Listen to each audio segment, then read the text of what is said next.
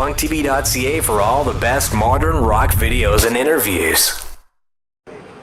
Get the merry-go-round, music. keep it going. Yeah. You guys have opened for a lot of big acts like Black Eyed Peas and Swell members. Mm-hmm. What do you learn from opening for big bands like that or big deal?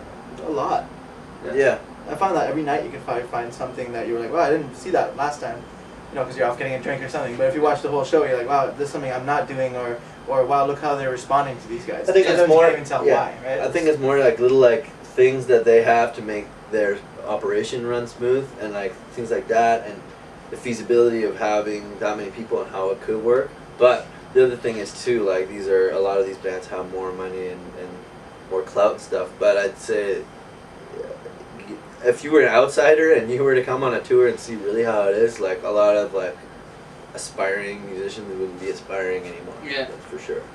Because I mean, even like Black Eyed Peas, we're like, fuck, they're huge. They've been making stupid money, which they were, and their costs were huge too, I'm sure. But we're like, they were telling us, they're like, yeah, we're on tour. It was like August. They're like, we're on tour till next year's October straight. And we're just like, ugh. Even for how much money, like. Yeah.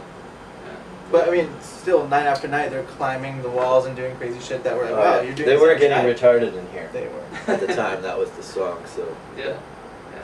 Which they had to change. Which they had to change. Yeah. They got it started in here after that. Yeah. They did get it started. They got it started more politically correctness. But they had a band and shit. But I mean, if you're charging that much and you're that big act, you can't be like just waving a towel with the fucking mic and unless shit. you're 50 Cent or. Yeah, unless you're 50 Cent, you can do whatever you want. Rap over your you own got album. grape water and sneakers, so you're right. that doesn't matter. But yeah, no, totally. Like those guys, I honestly, like for that much money, it would be a little easier. But even like the thought that's not that much pretty a life. You're still sleeping in a fucking hotel every night. Or on the bus if you're trashing it up. Yeah. What advice do you have for, like, you guys have been doing this for a long time, what advice do you have for Run! Get out! Other than run, then explore your other options. Listen to your parents. Stay in school.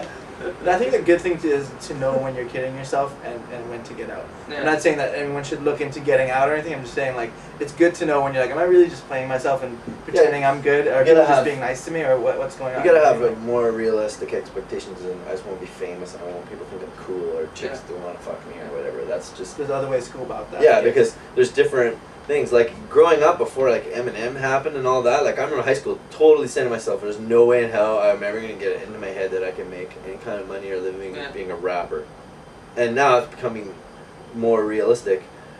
I was right, but it had nothing to do with race, which was at the time was the case. But it's like then like all kids just they don't know about the work, getting fucked over. The time people just think it's just like you rap and then you get money and you're famous and then it's awesome. Yeah. But that may have been the old model though. I mean, but I mean it's just not like that anymore. Yeah, not at all.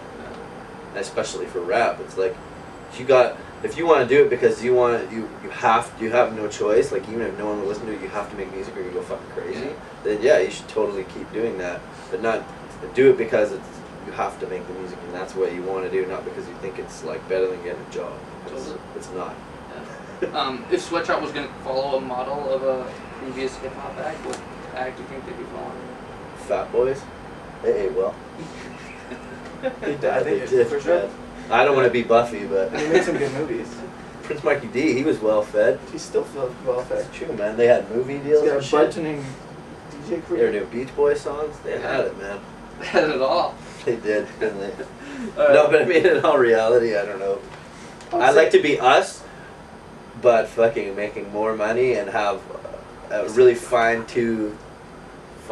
grease machine just going, and not having to figure out as we're going along. I think we're getting a lot closer to that the longer we've been doing it. Yeah. To be fair, we talked about this a little bit before the interview, just because we were waiting.